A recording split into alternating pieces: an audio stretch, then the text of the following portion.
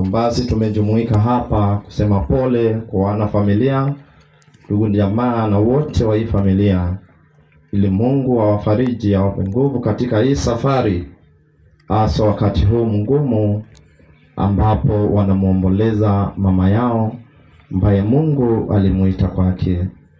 Basi sisi wote ni wadhambi, na tunamuomba huyu Mungu atusamehe dhambi zetu, atuongoze ili nasi wakati wetu ukifika wa kwenda kwake tuwe tayari, tumetayarisha mioyo yetu na tumetayarisha nafsi zetu.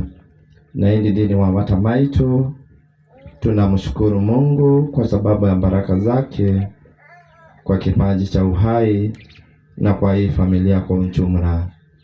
Tunaomba kwa roho ya mwenda zake Joyce, ili Mungu aipumzishe kwa amani.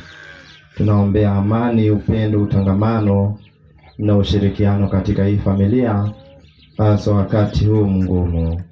Tukiombea hii roho ya marehemu ipumzike kwa Mungu, na kama alikuwa na dhambi, Mungu amsamehe na amkaribishe kwake.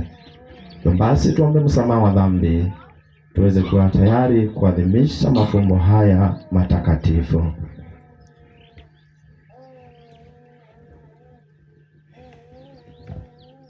Na muungamia Mungu Mwenyezi, nanyi ndugu zangu,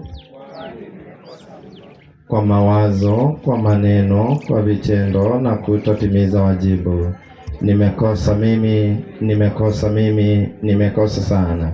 Ndiyo maana namuomba Maria mwenye heri, Bikira daima, malaika na watakatifu wote, nanyi ndugu zangu, niombeeni kwa Mungu Mwenyezi. Mungu Mwenyezi atuhurumie, atusamehe dhambi zetu na atuongoze tupate uzima wa milele.